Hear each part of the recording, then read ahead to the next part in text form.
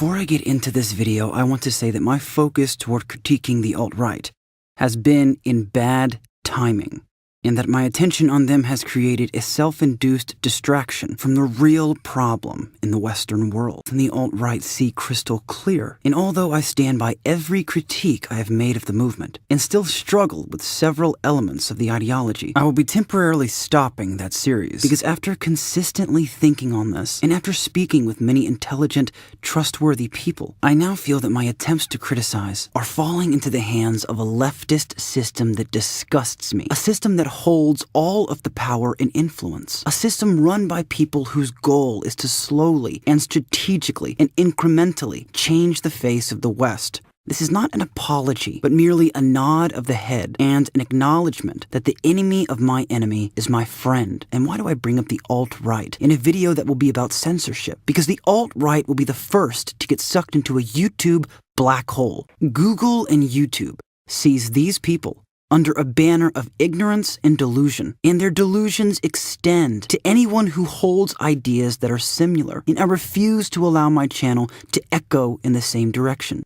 As many of you may have already heard, YouTube has made a change in their policy, one that is a direct message to all of us operating within the political wing of YouTube. It states that if YouTube thinks that a video is offensive, even if they haven't violated YouTube's guidelines, they will place the video in what they refer to as a, quote, limited state, meaning the video would basically be killed. All ability to like or to comment or share or see it in a suggested feed will be disabled. This is a very bad thing for all of us, for both creators and consumers. We have already seen how YouTube's flagging system has been used frivolously and maliciously, and with little to no consequences for the anons responsible. This isn't even to mention the other websites like Patreon, Facebook, and Twitter, who were also, quote, cracking down on racism and Islamophobia. This move from YouTube expands their power tenfold. And to those of you screaming the tired argument of, so what, they're a private company, they can do whatever they want,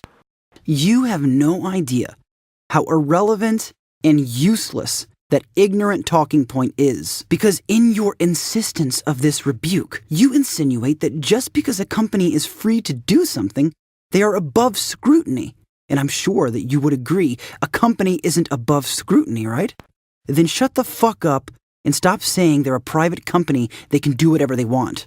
YouTube is in the hands of the most powerful people in the world. And it would seem that those people have every intention on seeing the West change. And it's more difficult to change when opposing voices are propelled to the top. When an online community continually red pills an entire generation, when the voices who are on the right dominate its platform, when the alt-right is beloved by its followers and is consistently growing in numbers, when videos are put out that tell the truth about tremendously sensitive topics, but are the truth nonetheless. We, in this YouTube community, are against a system that has the influence and power of Hollywood, of neoliberals and neocons, of Israel, of an ideology whose core focus is to force us to face the burden of millions of foreign denizens, to force the burden of accepting people into our country who want to destroy it.